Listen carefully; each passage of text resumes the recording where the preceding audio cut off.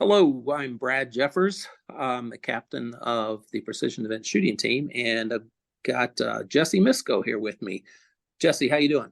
Not too bad. How you doing, Brad? Doing well. You are in Wisconsin, so you finally are getting some warm weather here in the Oh beginning of yeah, all. yeah. Going from 0 degrees in winter to toasty 90 degrees today. Oh wow, good deal, good deal.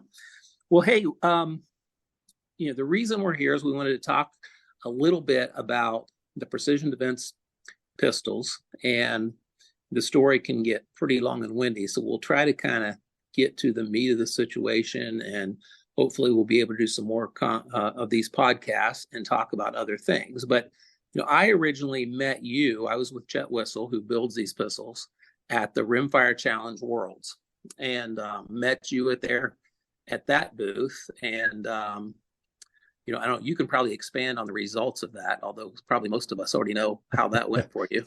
Yep. Yeah. It took first overall, first open, first limited, which yeah, it was a good showing. That's for sure. I don't even know how to expand on it. It was one of those matches where I focused in more than I ever had, and it turned out well. Good. Well, congrats on that, as you know. But and we were set up there with the booth. Chet is a good friend of mine, as many people know, and um, I just enjoy talking to him about the guns. And he is just a 2011 genius when it comes to these type of things. But regardless, um, you were there. You won Yep. two world championships. Yeah. Um, and we kind of formally met there. Our friendship and relationship has grown obviously extensively since then. And you stopped by the booth. We put your hands on the new Shorty, and there were several full size guns there as well. Yeah. Um, and wasn't too long from that period of time that you switched from a gun that won you two world championships to a completely different platform, Well, which you know is what kind of a quick intervention there. What's funny about the Pistols for Worlds is I was actually running obviously the Vorkordsen for optics, but I was actually running a mostly stock Mark IV for limited. So just even getting out of that world to the precision defense pistol was nice.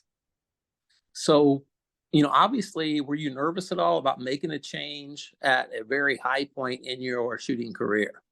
Yeah, absolutely. It's there's really no way to sugarcoat it when you switch to something that you've never used before, even though you understand the stigma about a precision defense pistol and it being ridiculously reliable. There's still just a little hesitation just because it's something I've never used before. So yeah, for sure. But it's proven to be quite the workhorse, that's for sure.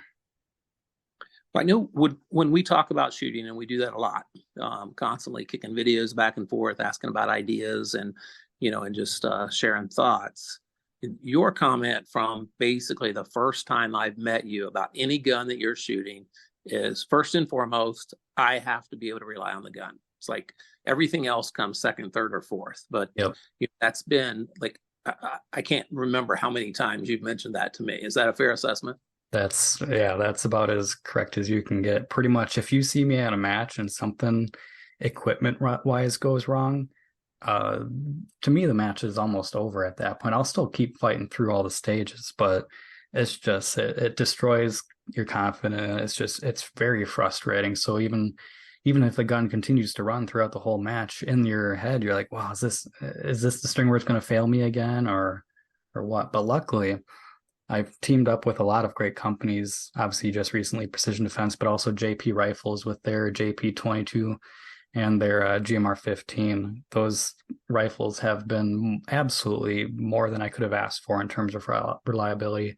I can go and genuinely, I can go an entire season and never have an issue with those guns. Yeah, So, it's yeah, that's a real peace of mind for sure. I know I've been in the fighting the rifle reliability mode all year this year in the rimfire world. And it's just not fun. It just no, it takes the fun out of it. You lose your confidence, and a lot of things happen there. But regardless, um, okay. So the reliability, number one, yep, had to be. Um, and I know, I that's I can reiterate that as well. It's like the only gun I never ever worry about is my CWA pistol. It's Mhm. crazy how reliable it is. Now I know, with the new platform, we're trying to get springs and some other things all tuned up to make it even more reliable, but still it seems to do that. Performance wise though, I mean, it's not just a reliable pistol. Talk to Right. me about.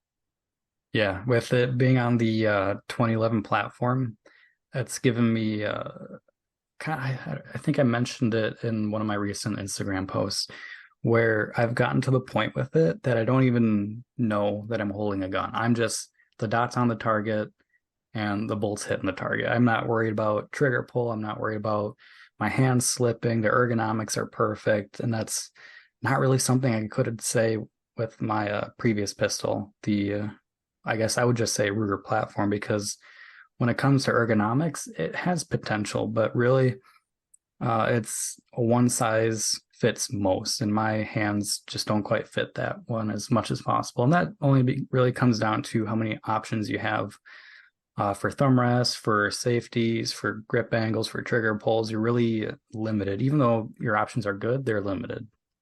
Mhm. Well, yeah, I mean, certainly the 2011 trigger is renowned. I think Yeah, that is anyone. that. When I first at Rimfire Worlds, the I think when I wasn't even thinking much. I was just pulling the trigger and kept pulling the trigger. I was like, man, this could solve so many of my problems. Mhm. Yeah, and then I know, like, well, both of us can get pretty deep in the weeds, tweaking guns and playing with this and that. And I know I have a completely different safety on my gun now, thanks to you. Or I don't know, Hmm. didn't help my bank account, but I really like the safety and the gas pedal. We talk about magwells and all the other stuff that goes into these guns. And it is nice that it's a fully custom gun. Yeah. It's not off the shelf, pretty good gun. Yeah, unlike even with the quartz, and you have to add stuff to it with the safeties, with the Tandem Cross safety, the Stripling thumb rest, and then even now the Steve Foster magwell and grips. It's another thing to keep adding on, and it even though it's a great setup once you get it all, it's not out of the box. Here you are, no need to make changes. Sure, sure. Um, and since you've picked up this gun, started shooting it a little bit in the Steel Challenge season. Um, Pretty crazy results, really. Coming out of the snow at Worlds, had a really good showing there. I think you PR'd for the match. Is that accurate?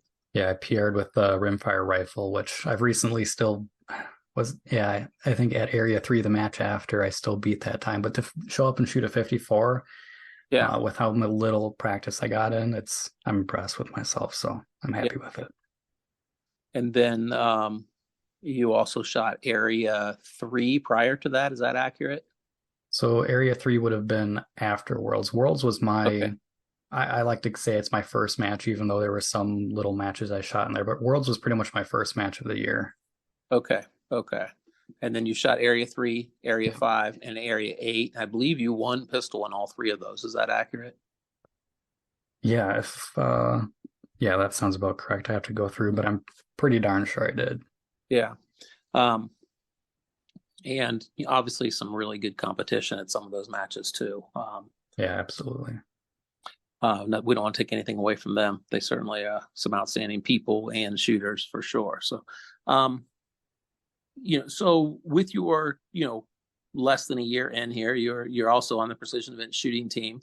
Any advice you have for people out there looking at different pistols? Anything, obviously when someone that's a world champion or a really high level competitor switches platforms, people Hmm. want to know the whys. We've talked about some of them. Any advice or things that you can say to people that might steer them in a direction or help them make decisions when they get ready to purchase guns? Yeah, so you and I will probably get into the weeds a lot with this right now. So just to kind of start off with, when my own story, I guess, is I started off with like most people do, a Ruger Mark IV, just bare bones. What you get out of the box is what I shot. And just because I was a college student, recent college graduate, I didn't really have the money to really go for the best of the best right away. So I kind of just throughout the years I've been shooting, I slowly grew up and upgraded. And so if obviously if I had it my way, I'd have easily gone right to the top, right to CWA from the get-go, because the biggest thing about that is when you buy it, you don't have to touch it. You just go out there and you shoot it. You don't have to worry about tinkering around with it, which I did a lot of tinkering around with those Mark IVs, like a ton of it. And so just being able to buy something and shoot it out of the box is honestly a game changer, especially when you're first starting out. Because when you're first starting out, you don't want to be racking the gun every time. You don't want to be getting frustrated at the matches, because that's what makes you quit when you're first starting out. I've seen people who have come, they shoot pretty well, but their gun always has issues, and they just slowly stop showing up to matches only because their gun doesn't run. So just being able to have something that runs out of the box. And what's really nice about the precision defense pistol is what you get out of the box is absolutely the highest quality stuff you can have to begin with. There's honestly, apart from maybe small things like the trigger shoe shape, or maybe you want like a slightly different dot, like you just switch dots. That's the only thing you can really change. There's nothing else you would need to. Yeah. And Chet does a great job of even allowing people to customize that before he sends it to them sometimes. I know I was thinking about changing trigger shoes and called him yesterday. He's like, yep, I've got one of those. I'll get it to you. So yeah, Chet's very easy to work with. He takes care of people, and it's his baby. So he wants to make sure that people are happy with their product if he can get them there, which has a lot of. Yeah, when you buy a Ruger or a Volquartsen, and there's nothing against them. Obviously, I won a world championship with both of them. Yeah. So I could switch back to them if I needed to. But you're still buying from a bigger company. You're not buying it from, even though it has precision defense on the name now, when you buy a pistol, Chet's still building it. It's still coming from him. You're getting a completely personalized pistol that he builds, and he'll assist you on if you ever have issues. Yeah, 100%. I've seen that, in person many times. So I think another thing, but before we wrap up too, that's important is, we know that Jesse Misko can shoot this thing really fast. You're now ranked number 1 on the top 20 Steel Challenge list with pistol, I believe. I didn't look at it today. Something could have changed, but which is really hard to do. I don't know what your total peak time is on pistol. You probably don't know it off the top of your head, or do you? No, I'd have to look it up. Although my peak time did go down again, because I did shoot another personal best with pistol. So even after getting number 1, I'm still reducing that time. People don't realize how hard that is to do. When you have a peak time around 50 seconds, it's really hard to shoot PRs. I mean, it is. There's not like 2 bad stages out there that you can just go shoot well and all of a sudden you've got a PR. So I know that, that's kind of a cool accomplishment. I know. So my experience, although is different, I think I was a B class shooter when I got my first CWA. And I'm still shooting that gun. Actually, it was about 2 years ago. And it's just amazing, just the weight of the gun. It just feels, if you like cars, there's a lot of difference when you get in a really high end vehicle or a low end vehicle, and it just feels so good. The balance, the weight's in the right spot. The gun is heavier, which helps people that are a little bit older that aren't as steady. And the front end can still be super light depending on what comp and what barrel you're putting in. Yeah, I've never believed the arms race of getting lighter and lighter and lighter and lighter. There's my rifle, as it's set up, is just over 5 pounds. The pistol is, I've never really weighed it, but it's heavier. But, 42 it's something around there. And on it. It even with 22, with a pistol being a little heavier, it makes a difference. And it's not a difference that is both good and bad. It's still very easy to swing back and forth. Well, I think reducing that front end weight, that's where the shorty really shines. The hard, fast transitions. I know I was at a match Monday night, and was squatted with 4 people I didn't know, and it was fun that when we got done, there was a bay, and they all wanted to shoot the CWA pistol, and it was just, I don't know, it was a pleasure for me to be able to hand them a gun that I know is going to run, and watch the smiles on their face as they're pulling the trigger and hitting the target every single time. Yeah, You know? absolutely.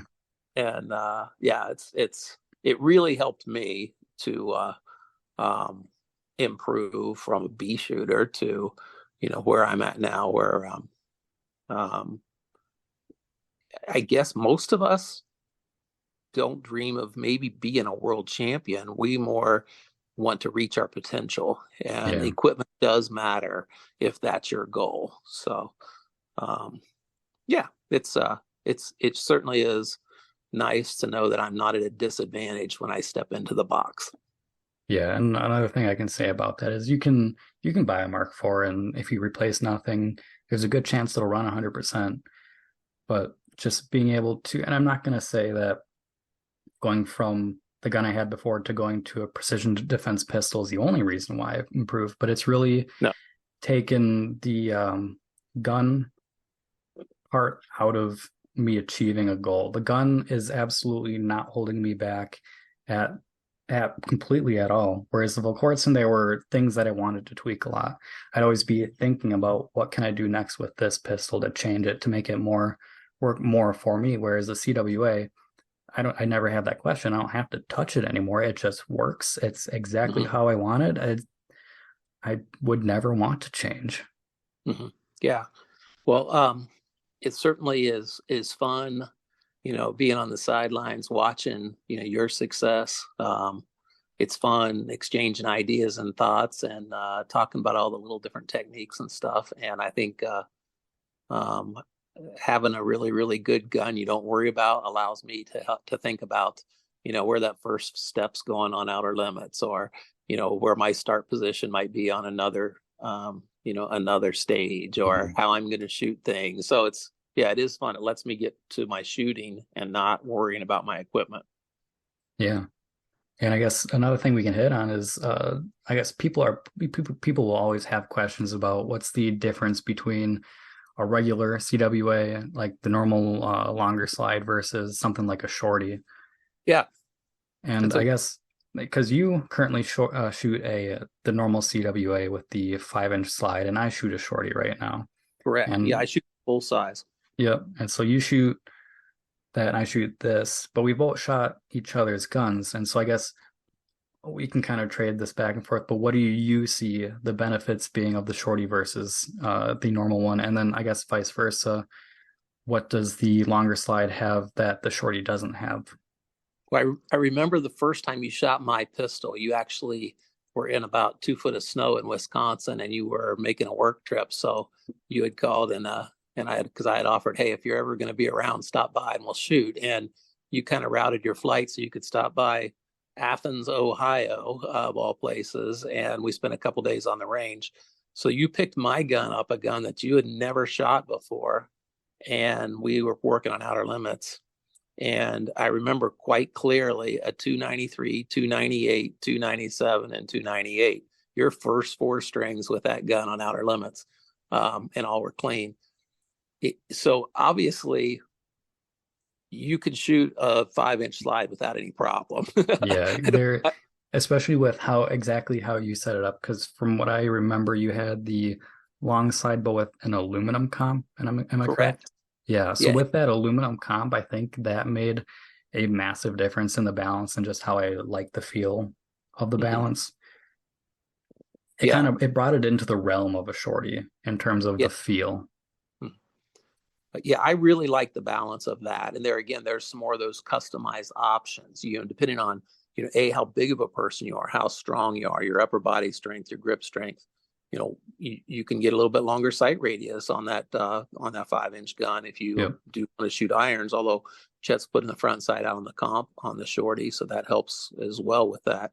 But there are some advantages, and a lot of people just love those 5-inch 2011s for good reason, right? And so we Chet's selling a lot of both, so they kind of going back and forth depending on who it is and what their benefits are.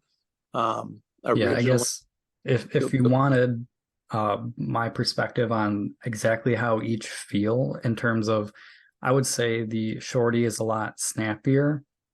It kind of the recoil hits you a little harder, but it's a lot quicker cycling. Whereas the longer slide, it has less of that snappy recoil, so it doesn't hit you as hard. But then it's also just a touch slower in terms of how fast it cycles. And so that can kind of come down to a personal thing where you Yeah. may want to be able to, like, maybe if you know somebody who has, or you know two different people who have a shorty or who has one of the normal ones, to shoot them both. But if you like a faster cycling gun, then for sure the shorty. If you like something a little softer, a little tamer, then for sure the regular length slide. I think it cycles a little bit. It feels a little bit smoother. Is that a good word? Yeah, that's a good way to put it. Yeah, because it's not like you're ever waiting on the gun. Either one doesn't matter. You're not going to be waiting on the gun to pull the trigger. But that little quicker cycle for some people, you might get the dot to settle just a maybe a couple hundredths quicker. I don't know, depending on grip and all the other things that come into that. Yeah, and I think even in my case, if I ran between yours and my pistol, I don't know if I'd be able to run one faster or slower than the other, but I do prefer the faster cycling of the shorty, just for whatever reason. That's just what I like. Yeah, good information. Good deal, Jesse. Well, hey, I really appreciate you taking the time to have a chat, and hopefully we can shed a little bit of light on a few of the things or answer a few of the questions people have. Certainly, anyone that listens to the podcast can get a hold of either one of us, and we'll be more than glad to get any information we can to anyone that has questions. Yeah, absolutely. Hey, thank you, man, and see you at a match soon. All right. Thanks, Brad.